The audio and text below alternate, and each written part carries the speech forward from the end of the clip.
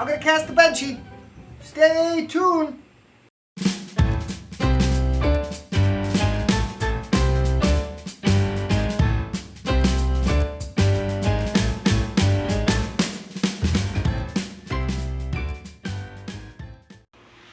Hello, and welcome inside the Mind of Matt.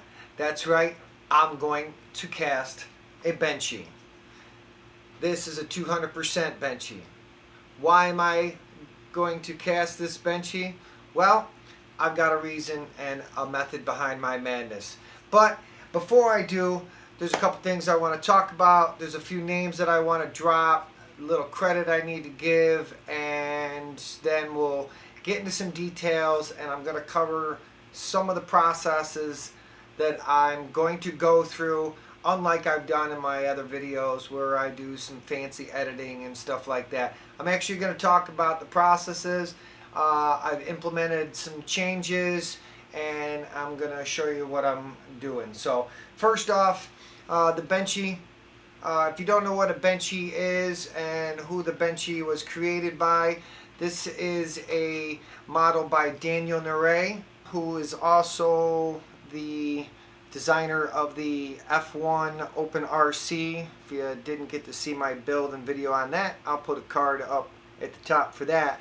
But Daniel created this as a kind of a benchmark, thus the name Benchy, for the 3D printer. It's got a bunch of different characteristics about the model that will kind of be a tell as to things that are wrong with your 3D printer, and you might be able to tweak them and get improvements. So anyways, I figured this would be like a benchmark for what I'm trying to do, which is lost PLA casting.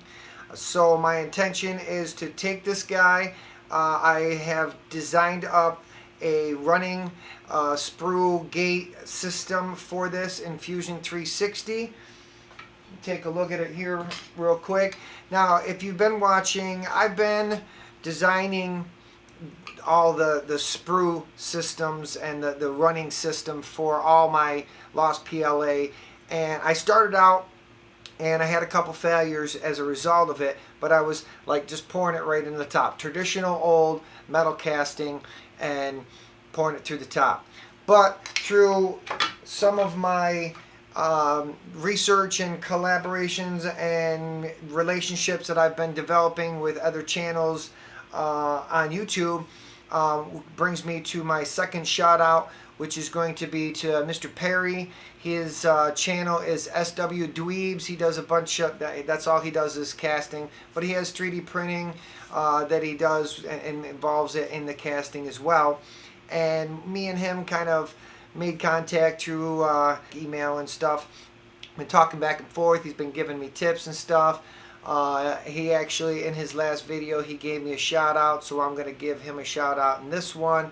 So go check out Perry's channel. The last thing that I want to do, which is kind of different from what I normally do, because I normally put all these people's names at the end, but I want to take an opportunity to thank these people right here. They have helped me out with supporting me on Patreon, and I super appreciate it. Making sure I got the list right this time. So if you're a supporter, your name should be here. If it's not, please reach out. But I think I got it right this time. And you guys can always check down in the description for a link where you can become a person on this list as well. So thank you guys. But anyways, let's go back to the project. So once again, I got a 200% Benchy.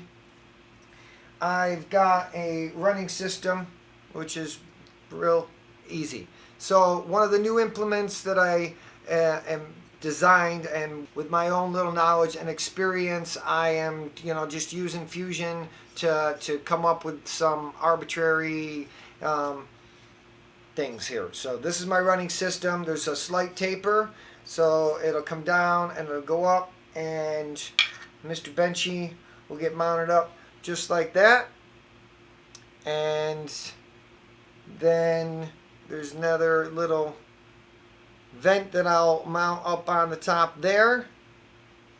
And I don't know if I'm going to be able to balance all of these at the same time. Can I do it? Nope. But the last part of it is I've changed my pour basin. Now, if you saw before my pour basin, it was kind of rounded and kind of went over and down, and this time I'm doing a little bit different. And this is what it's going to look like, and this is how it's going to mount up. Okay. So theoretically, once again, you know, all this is going to get poured into a plaster of Paris and sand mixture, and I'll let it dry for a couple days. Then I'll shuck it. I'll put it in the kiln for a couple hours, let all the plastic melt out, and then I'll melt up my aluminium and I'll pour it. But the way this is going to be, so this will all be like an empty cavity. Okay, so you got to imagine this. So what's going to happen is I'm going to pour the metal in here, and it's going to start to swirl around. This little break is going to be a wall that's going to be in the plaster, so it's going to be sticking up, kind of like breaking up that turbulence. So then all this is going to start to fill in nice and full. It's going to shoot down and suck right up and then go right in. And theoretically, if you get all this right, what's basically going to happen is your metal is just going to open up right inside it and push all the air right out the outside, filling your cavity right in all the way through if you do it the right way. I do have to make a little bit of repairs. If you see right in here, there was a layer issue. So when I glue all this together, I'm going to be using my 3D glue to glue it all together. I'm actually going to paint some on that and kind of fill that in, and we'll see what happens after the fact. But what I'm going to do is I'm going to just mix up a small portion of the plaster, and I'm just going to get a nice good coating, getting all the crannies and the milks and everything. And then when I pour the plaster into the mold, it's going to be pouring it on like this. So I'm afraid that like all these cavities might not necessarily get filled. So I'm going to fill them ahead of time and get this thing nice and prepared and get a good shell all the way around the plastic with the vents. So let's go mix up some plaster and get this thing going. This is a whole process for me. It takes like, you know, like a whole week to do this. So I'm gonna do the mold, and then when the weather permits, I'm gonna go and do a mount. All right, so let's go make a mold.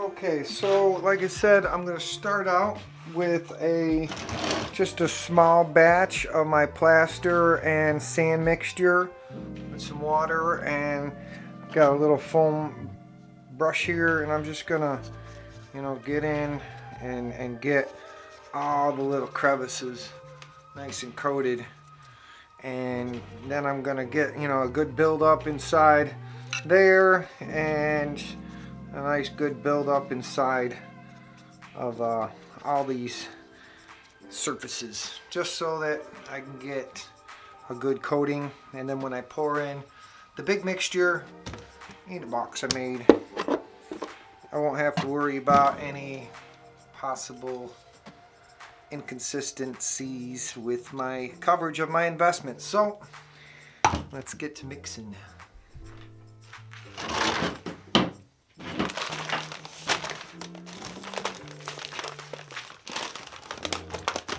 I'm not going to really measure with this too much. Just going to get it to a certain consistency, nice and thin. Still only have a certain working time.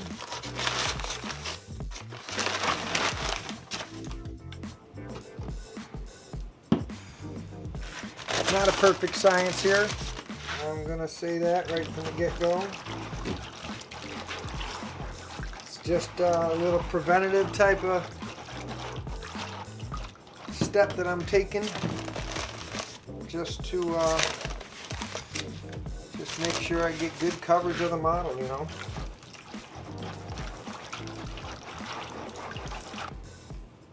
Alright, so I'm going to let that kind of set up like that for a minute.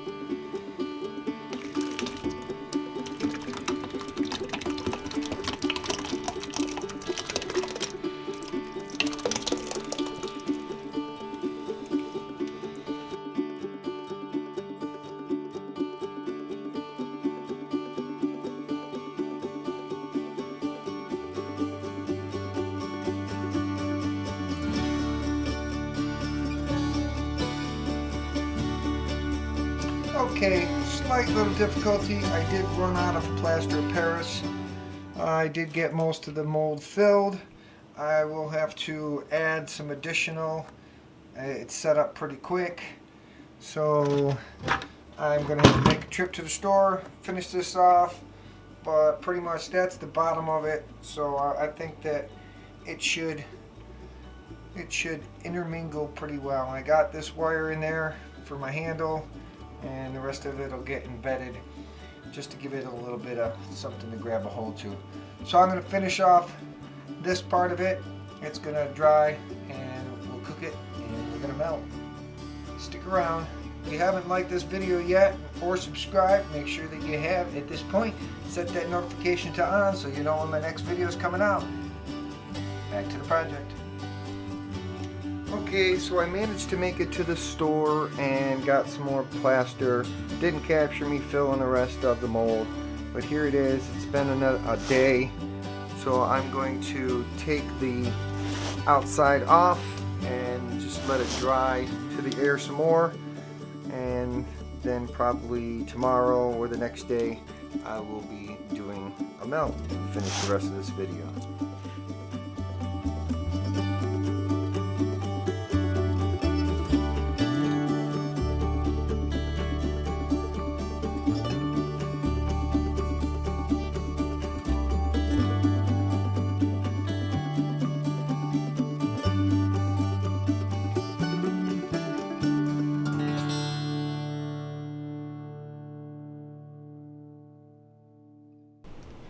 Okay, so it's been a day or two, day and a half I should say. Here's the mold. I could tell it's still in the cooling process. If you see, you know, it's evaporating characteristics. But I'm going to throw it in the kiln and start warming it up. First part of it is just to focus on drying the actual plaster. I'll do that for about 2 hours. I'll work the temperature up and then we'll ramp it up from there. But I got the kiln out, so I'm going to get this outside.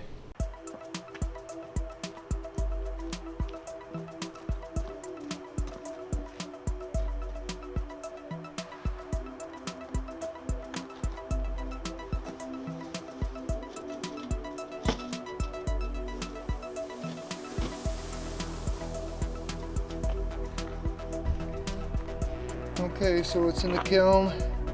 I'll get this thing fired up and start the burnout process. Now this takes, the way I've been doing it, just about 6 hours, and I'll go from there. So away we go.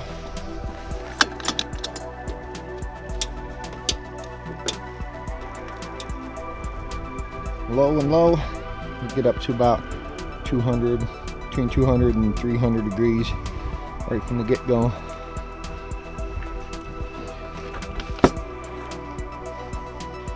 Okay, we're in the first hour in, and as you see, it's just a little over 200 degrees Celsius, which is just about the melting temperature of the plastic. So at this point, I'll let it sit here for another hour just to kind of cook out some of the temperature, or some of the moisture. You see, it's definitely evaporating. So we're just gonna, like I said, this part of the process is the longest. It takes about, I've been going about 6 hours, and at that point I no longer see any of the plastic burning out when I open it up. So that's when I actually pour. So we're gonna wait, keep checking back on it. Alright, so we're at the 2 hour mark, and as you see, I'm creeping a little closer to the 300 degree mark. I have not opened it, have not checked on it. I'm not doing that this time, because I know pretty much what I'm looking for, which is pretty much that temperature. So at this point, I am going to bump it up to the next. I'll change the lower to medium, and we'll run that for an hour, and then I'll change the top to medium, run that for an hour, and then I'll change the bottom to high, run that for an hour, and run the top one to high, and then run that for an hour, and that pretty much completes the cycle. So that's what I've gotta still wait for. So here we go. Now, one of the other things I didn't mention up until this point, because I wasn't sure exactly if it was going to happen or not, but I did get a new burner. I did take the attachment from the burner that I got with the kit that I did with my review video, which I'll leave a card up there for you can watch if you want. But I've got this guy, I've played around with it, fired up, and it definitely is much better. So you can definitely expect to see some copper melting attempt number 3 coming up very soon. So make sure that you're subscribed and your notifications are on so that you know when my next video is coming out. Also hit that like button. Okay, we're back to waiting. Okay, we're another hour in. We're about 340 degrees. So I'm gonna bump it up one more, and we'll set the timer again for the next hour. Okay, another hour has passed. We are at 420, 40, about 50 degrees. I do smell the strong smell of plastic. I am going to take a look this time. Oh, yeah, nice and steamy. We still got time to go. So, time to crank it up to the high level. One more hour to wait. Now, I do have this leaned up, so I am going to drop it down flat so all the plastic melts out really good.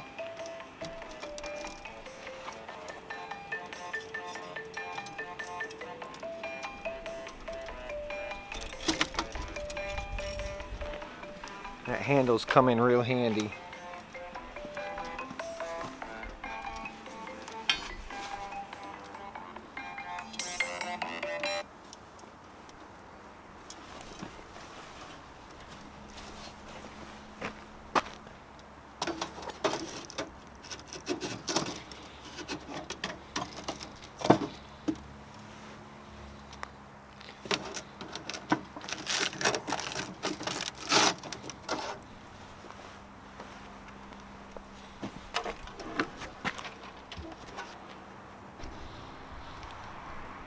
Alright, that did drop the temp, me being in there a little bit.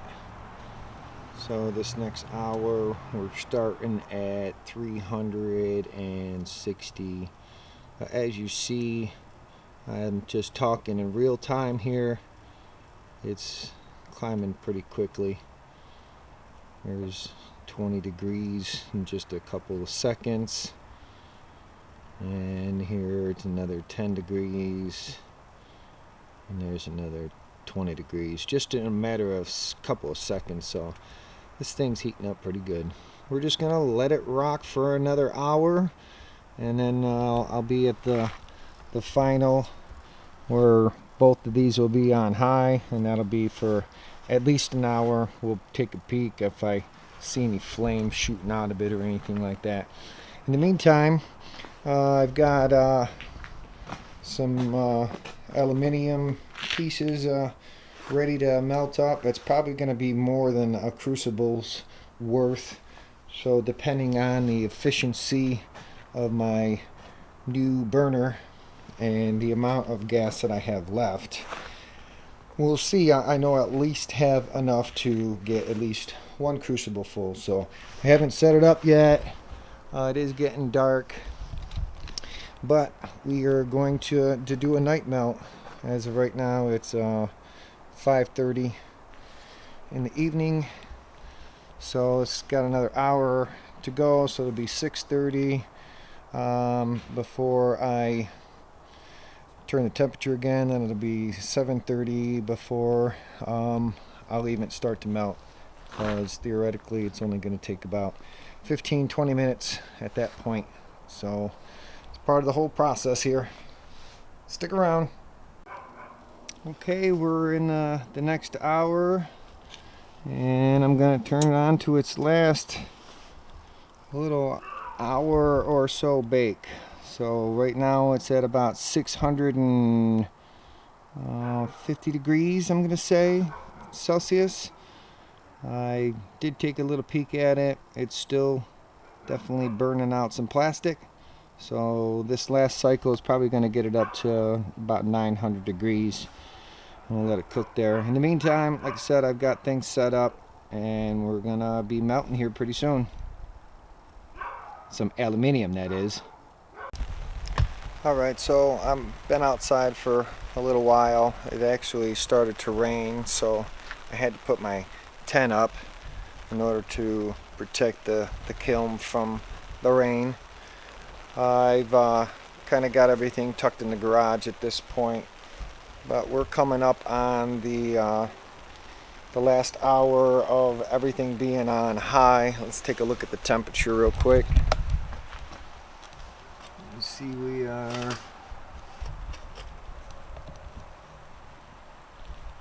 just about 820 degrees Celsius, just over 1500 degrees Fahrenheit.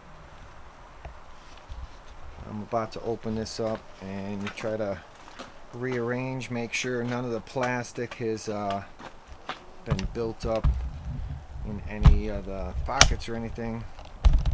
This is just my mind thinking.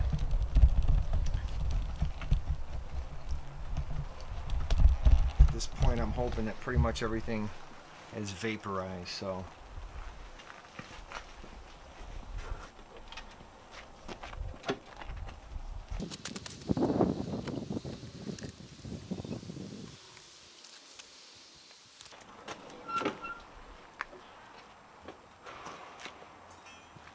Okay, we've reached the hour mark, and we're just back up to about 800 degrees. Now, I did see some kind of like off the side of the mold, some fire, which gives me a little bit of concern that there might be a crack somewhere right on that side. If you can see a little bit of fire, this leads me to some concern. So there's only one way to find out, and that's to live up to it and pour it. But I just set the timer for another hour. We're going to cook at this for another hour, and then I'm going to turn it off, let it start to cool so I can extract it. In the meantime, I got to get set back up We're real quiet. You can hear the raindrops falling on the tent. So I've got a little bit of an overhang in my garage, and it should protect me from getting rained on directly when I set up the furnace over there. So I'll be doing that, and I'm actually thinking about doing a live stream of doing the melt, so that way I won't have to include any of it in the actual video until I get ready to pour.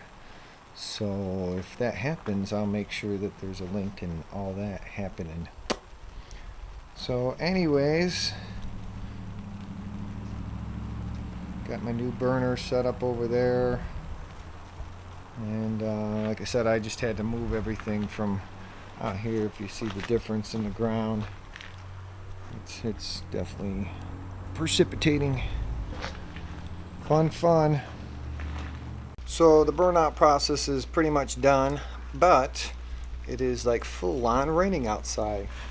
I'm kind of set up underneath the awning of the garage, and I think I'm pretty much protected from any rain coming on me, but I'm gonna set up the camera and proceed to get melted down and pour this thing, and we'll see what happens. Stay tuned.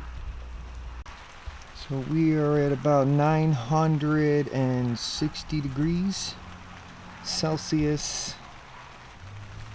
So I'm pretty much gonna let this thing cool down a little bit while I start to melt.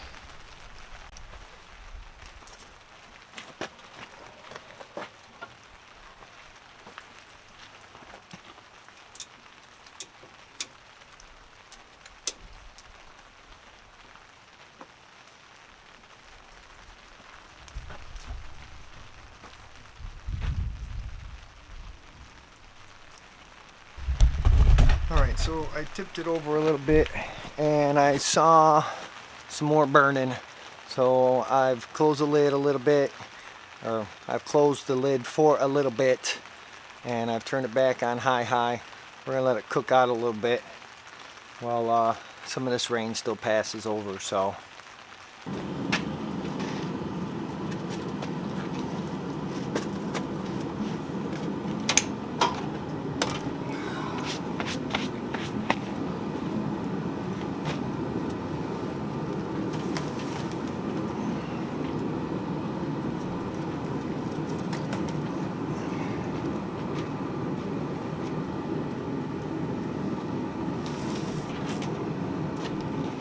alright, we look pretty clear. We do have some crackage. Not sure exactly how to prevent that, but we'll see what happens. If we do have, well, I'm not going to jinx it. I got no wood to be knocking on, just metal. Here we go.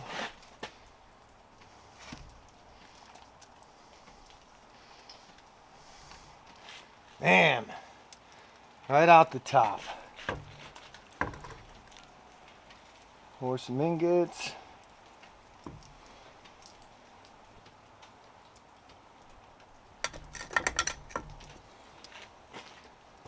Boy, that came out just exactly how I was expecting it. Still real hot. Just poured it. Doesn't appear like what I was seeing coming out of the side was a rupture in any way. It went right in. I poured fast and it just came right out that hole just like I planned it.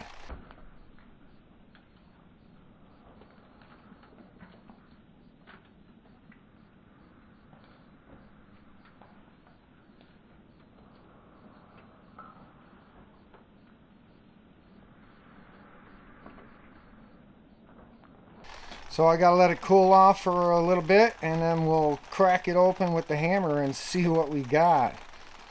Keep your fingers crossed.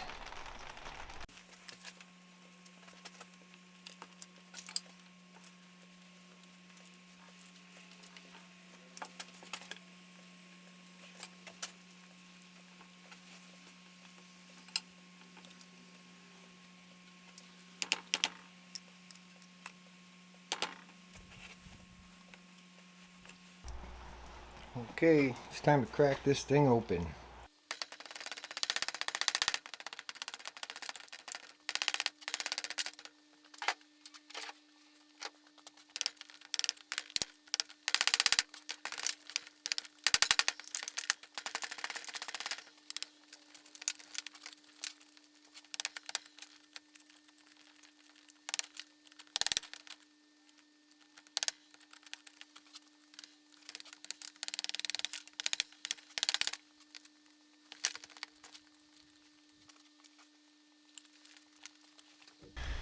Alright, I had to stop chipping for a little bit.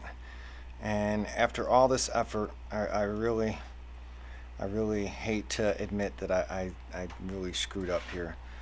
I got a little impatient and I started chipping a little too soon, and I don't think that it had cooled off enough, so I think I caused some damage. That being said, I went and sat down for a little bit and cooled off a little bit, as well as allowed it to cool off, so I'm gonna go back at it. Patience is a virtue in this whole thing, so I'm kicking myself, but let's see what happens.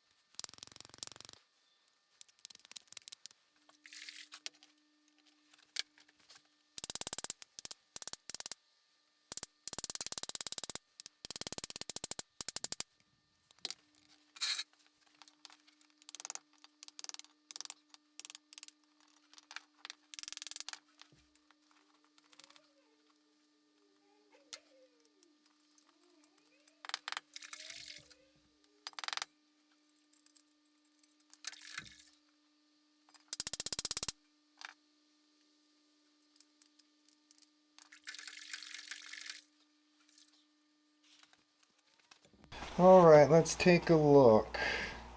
So, this damage that you see here is for me getting in there while it was still too soft, and pretty much pried it right off with my hand, or with my screwdriver.